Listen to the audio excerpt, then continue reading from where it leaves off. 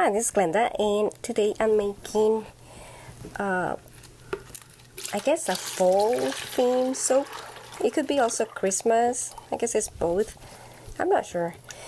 It's inspired by the fragrance, and the fragrance is Hansel and Gretel's House, and it's by Lone Star Candle Supply. And right now I'm just transferring the oils to a bigger container. I made them, this is part of the batch, the master batch of oils that I did. So I melted them and now I'm using it up. It's nice to have your oils already mixed and ready to soap instead of having to measure every time you want to make soap. And this soap is going to be fairly easy and simple.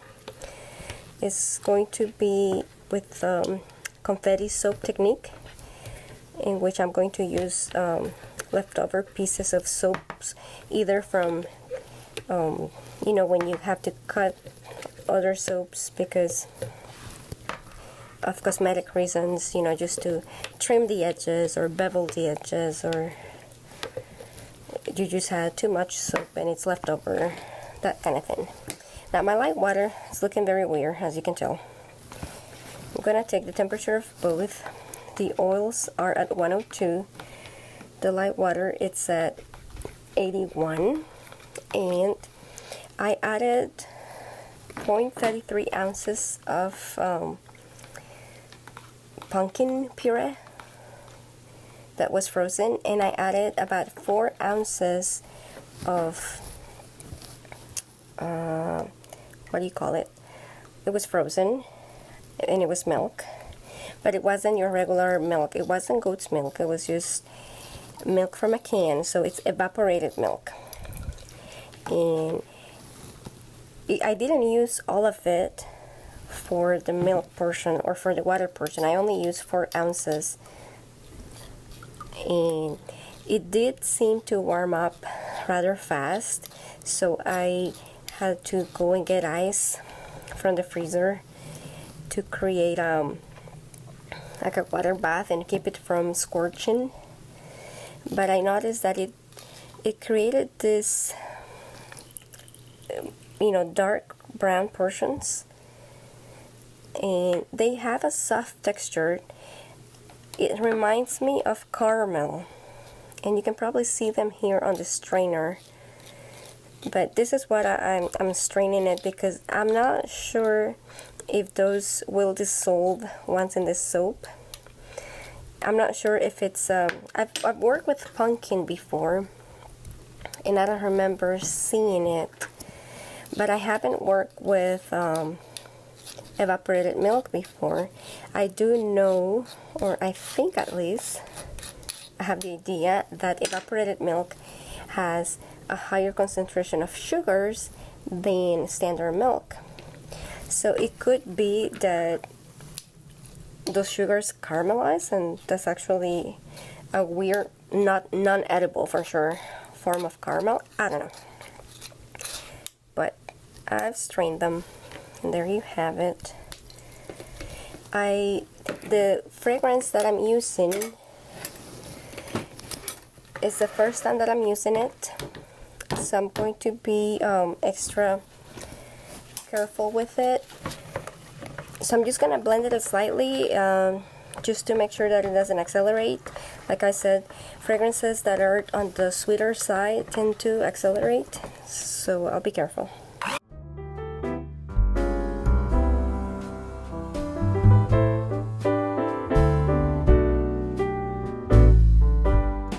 I brought the mix to brief emulsion. To an emulsion. I don't see any more oils in it, and that is when I'm going to add the fragrance. I am not going to color this soap because the fragrance has 4% of vanilla in it, so that should give me a medium brown, and I don't want it to get any darker than that. But 4% is enough that if I want to do any other color, it will not. it will not look It good. will not look good. Unless I will have to stay within that palette. But It's gonna be a medium brown. brown.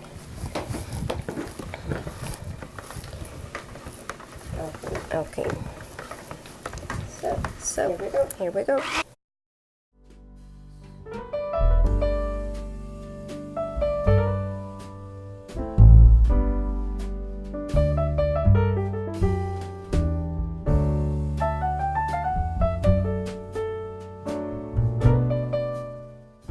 Okay, I'm not noticing any acceleration.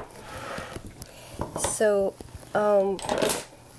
these are the confetti soap scraps that I'll be using. First, I'm just going to put a layer of this onto the mold, and I'm just gonna sprinkle this in it. And as you can see, they're not sinking into the mold, which is good, I suppose. It means that the soap has enough texture and that they're lightweight enough that they're not sinking. You wouldn't want them to sink all to the bottom, but I don't want them all to float on top either. So I'm going to mix them up like that. It smells really good. I like the fragrance of it. But it does seem that the majority of the scraps, the soap scraps, are just floating on top.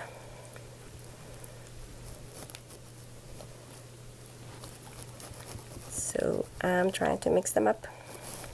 Since the batter is very fluid and I know I'm going to have leftovers, I went ahead and fill out a couple of the detail molds with it, because it works better for this kind of molds when your batter is very liquidy, very fluid.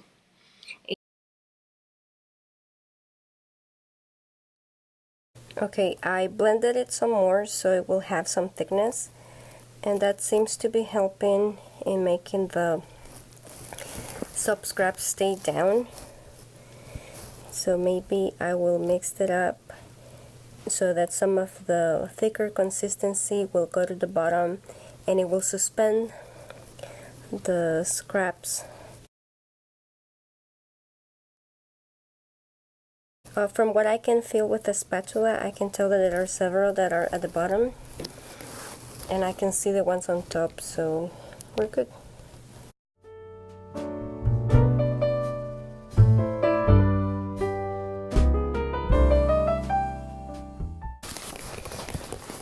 Alright, so I was able to feel some extra molds that I had, and it should be now solid enough, hopefully, that I can add the embeds. I'm gonna test with one of the houses to see if it stays. Yep. Yep. It's not sinking. So I actually read, well, I didn't read, I had it read to me, the story of Hansel and Gretel. And when I said I had it read to me, is that I downloaded an audiobook from the library's website, and there are a few versions of the story, I think. What I found funny or interesting is that it's not clear whether gingerbread houses were created, inspired on the story, or if gingerbread houses were already a tradition that the story simply illustrated more. Now, one of my gingerbreads had sadly been decapitated. I'm not sure who did it because they've all been in this little container. So, and another one of the gingerbreads had lost one of his eyes and part of his leg decoration. So I will either paint it with mica and alcohol, or I will keep that soap for myself, or just give it to my sister.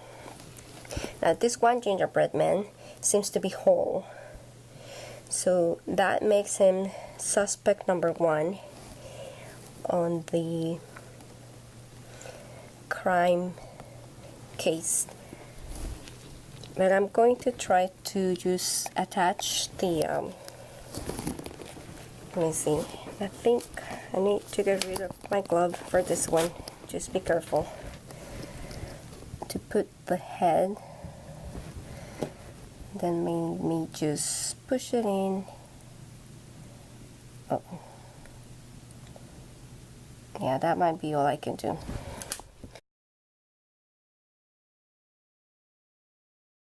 Okay, so I have some subtle balls of different colors to illustrate just candy or gumballs, or maybe, I don't know, chewing gum balls, even though at that time they wouldn't have had them, so let's call them candy. So I found the story, a background to it, and it said that it could have been that there was a time where there was a lot of poverty and hunger, and anyway, that theory didn't discard the notion that at that time parents may have felt that way because they didn't have anything to feed their kids, to just abandon them, which is quite sad. And I'm quite glad that, as far as we know, this is a fictitious story. It would be sad to know that it was a possibility, but if we study history, we know that it's not truly too far-fetched for our imaginations, because we have had times of hunger in the world, and we still do in some continents and countries.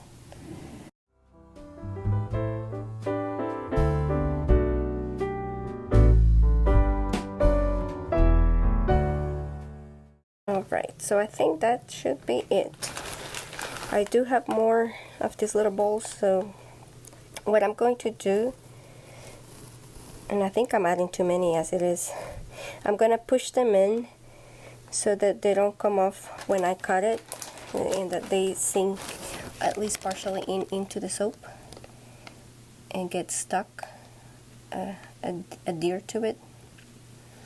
But yeah, that should be it.